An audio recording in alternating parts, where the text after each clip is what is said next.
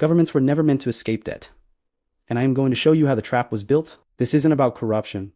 It isn't about greed. And it isn't about governments spending too much. It's about a system where debt is permanent by design, because in the modern world, a country doesn't lose power when it runs out of money. It loses power when it runs out of options. And debt is the mechanism that removes those options. By the end of this video, you'll understand why no major government ever truly defaults, why debts are never meant to be paid back, and how financial pressure quietly turns into policy, obedience, and foreign alignment. And once you see it, politics will never look the same again. Let's start with a belief almost everyone holds. Even if they've never said it out loud, governments borrow money because they need it. They repay it when they can, and debt is simply the cost of running a modern state. That story sounds reasonable. It's also false. Because if that were true, at least one major government in modern history would have paid off its debt and stayed free. None have. Not Britain, not the United States, not France, not Japan, not a single empire, republic, or democracy that matters today. Debt only grows.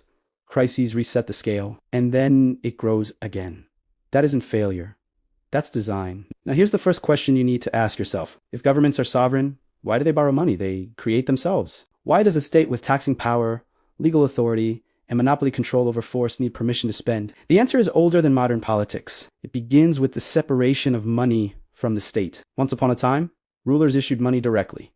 Coins carried the face of kings. Money and sovereignty were the same thing. But that came with a problem. If rulers controlled money, they could debase it, inflate it, and destroy trust overnight.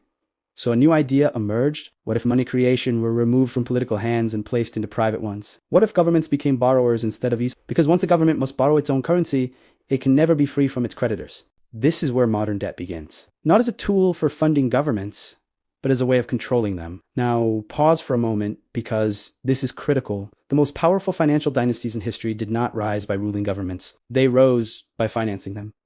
War was expensive. Empire was expensive. Expansion was expensive. And governments always needed money faster than they could raise it through taxes.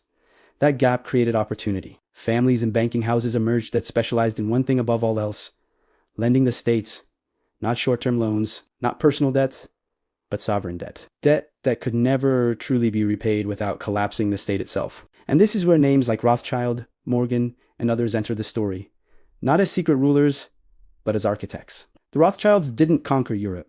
They financed it. They built networks that could move capital across borders faster than armies could move troops. They funded wars on multiple sides. They mastered bonds, not ballots. And the genius wasn't in picking winners. It was in making sure someone always owed them. Once you understand that, something important clicks. Power doesn't come from controlling governments. It comes from making governments dependent. JP Morgan understood this perfectly. Morgan didn't want political office. He didn't need it. By the early 20th century, his banking empire was so intertwined with the US Treasury that during financial panics, the government turned to him for rescue, not the other way around. When the system broke, private capital stabilized it on private terms. And every time that happened, a precedent was set. Governments learned that survival required access to credit. And creditors learned that governments would do almost anything to preserve that access. Now, here's where the illusion really deepens. People assume that debt must eventually be repaid, but sovereign debt doesn't work like household debt. If a government tried to pay off all its debt, it would collapse its own economy. Debt isn't a balance to be cleared. It's a lever, and levers are only useful when they remain engaged. So instead of repayment, the system evolved something far more effective. Perpetual rollover, old debts are paid with new debts. Interest is serviced, not principals erased, and every crisis justifies more borrowing. This creates the appearance of responsibility while ensuring permanent dependency. And here's the crucial part. Default is not forbidden because it's immoral. It's forbidden because it breaks the leverage. If a government defaults cleanly and survives, the illusion collapses. So the system ensures that default never comes clean. Instead, it comes with conditions. Let's say a country can't pay. What happens? Do creditors shrug and walk away? No. They restructure, they renegotiate, they impose conditions: austerity, privatization, policy reforms, trade alignment, military cooperation, foreign policy shifts. The debt doesn't disappear, it transforms. This is how financial pressure becomes political pressure.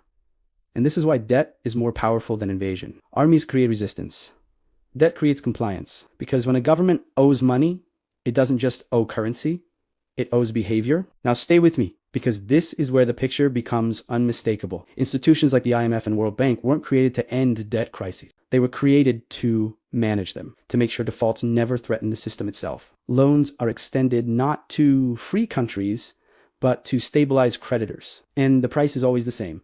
Policy control, when you hear terms like structural adjustment or fiscal discipline, understand what they really mean. They mean sovereignty is being exchanged for liquidity, and this exchange is never temporary. Because once a country is inside the system, exiting it becomes nearly impossible without collapse. This is why governments don't default. They submit. And the submission is gradual, legal, and framed as responsibility. Now let's step back and look at the pattern. Governments borrow, debt grows. Crisis hits. Creditors intervene. Policies change. Debt grows again, over and over, not because leaders are stupid, but because the architecture leaves no alternative. And here's the most important realization of all. The families and institutions that built this system don't need to force anything. They don't need coups. They don't need conspiracies. They don't need control. They just need patience. Because when debt is permanent, time always works in favor of the creditor. Now, ask yourself something honestly. If a government truly wanted to be independent, what would it have to do? It would have to control its own money. It would have to reject external credit. It would have to accept short-term pain for long-term freedom. Almost none do, because the cost is political suicide. So instead, they choose the only path left. Borrow more. Promise reform. Kick the reckoning forward, and the system continues. In the next part, we're going to look at what happens when countries try to escape this trap, and why almost all of them fail. Because debt doesn't need to be collected to be powerful. It only needs to be unavoidable. Let's keep going. When countries try to escape this system, the pattern becomes painfully clear. It never starts with rebellion. It starts with necessity. A government looks at its balance sheet and realizes something simple. Growth isn't fixing the problem. Taxes aren't fixing the problem. Elections aren't fixing the problem. Debt keeps growing anyway. So leaders begin asking the forbidden question. What if we stop playing by these rules? What if we restructure on our terms? What if we reject conditional loans? What if we default and rebuild? On paper, it sounds possible. In reality, the moment a country signals this intent, pressure begins to arrive from every direction. Credit ratings collapse, capital flees, currencies weaken, imports become expensive, living standards fall, and suddenly the problem is no longer debt. It's stability. This is the genius of the system.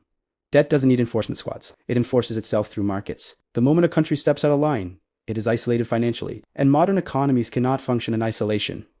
Energy imports, food supply chains, technology access, trade, settlement, all depend on participation. So when a government threatens to escape, the question is no longer it becomes, can we survive the consequences? Most cannot. This is why almost every attempted escape ends the same way. A government announces reform. Markets react violently. The population feels immediate pain. Political support evaporates, and leadership changes. The policy reverses. Debt remains. History is full of these moments. Countries don't default and emerge free. They default and emerge reshaped. Because default isn't the end of debt. It's the moment debt becomes something else. When a country defaults cleanly, creditors don't disappear. They reorganize, they negotiate access to assets, they demand structural changes, they extract long-term concessions, ports, resources, infrastructure, policy, alignment. Debt becomes leverage over the future, not the past. This is why the most powerful debt structures don't aim for repayment. They aim for permanence. Now, let's talk about something most people misunderstand. They think the system exists because of greed, but greed alone doesn't build something that's durable. What built this system was fear of inflation, fear of political abuse of money, fear of instability. Separating money from governments was originally meant to protect society. And in many ways, it did. But every protection comes with a trade-off. By removing money creation from governments, power didn't disappear. It moved from public hands into private frameworks, from elections into contracts, from visible authority into invisible rules. Once that happened, governments stopped being they became users. And users are always subject to terms and conditions. Now think about how this affects policy. When a government debates spending, it doesn't ask what the population needs. It asks what markets will tolerate. When a government considers reform, it doesn't ask what is popular. It asks what will preserve access to credit. This is why economic policy across wildly different political systems often looks the same. Different rhetoric, same constraints. Because the real audience is not voters. It's creditors. This doesn't mean elections don't matter. It means they operate inside a financial perimeter that cannot be crossed without consequences. And those consequences are designed to be fast, painful, and politically so governments adapt, they promise growth, they promise reform, they promise discipline, and they borrow more. Now here's the part that usually gets ignored. This system does not require bad intentions. It doesn't require coordination between families. It doesn't require secret meetings.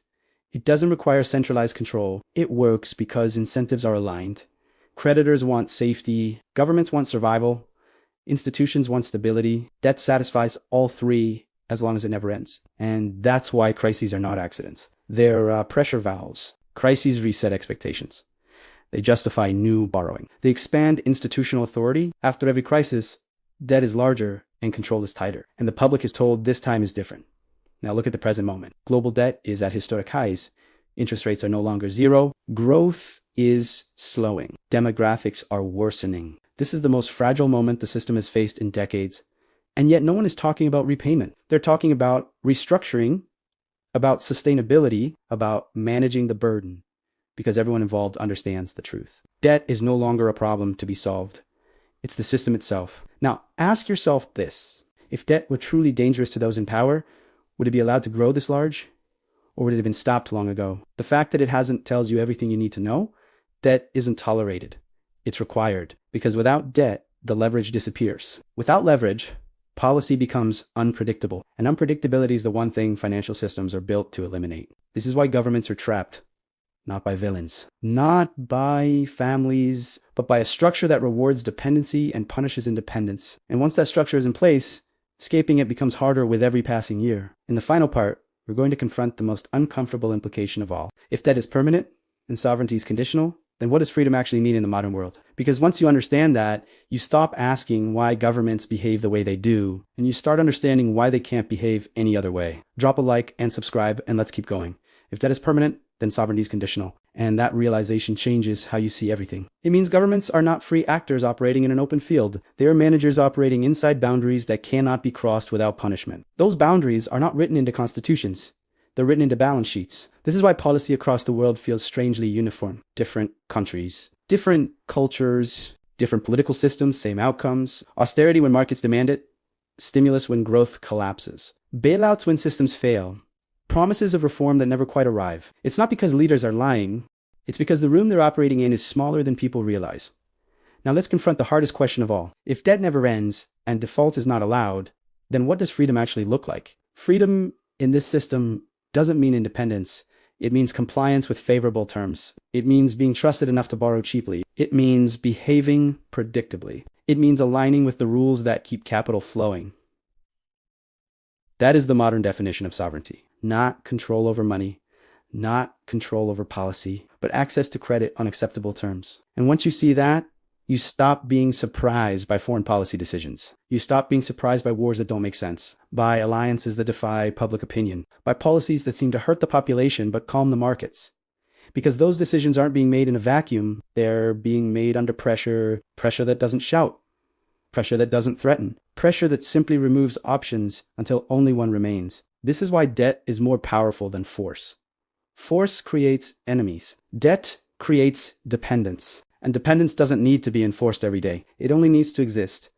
Now, here's a final realization. The families and institutions that helped build this system didn't need to predict the future. They only needed to design incentives that would survive it. As long as governments need credit to function, creditors will always have leverage. As long as debt is rolled instead of repaid, control will always flow upward. And as long as escape is more painful than submission, the system will remain intact. This doesn't mean collapse is imminent. It means change will be slow, managed, and unequal. Those closest to credit will be protected. Those farthest from it will absorb the cost. That's how the system has always worked. Now ask yourself one final question. When politicians argue about budgets, deficits, and responsibility, who are they really speaking to? Voters, or the people who decide whether the borrowing continues? Once you answer that honestly, the world starts to make a lot more sense. Debt was never meant to be paid back. It was meant to be carried. And the longer it exists, the heavier its influence becomes. This isn't a story about villains. It's a story about architecture. And architecture, once built, shapes everyone who lives inside it. Whether they like it or not,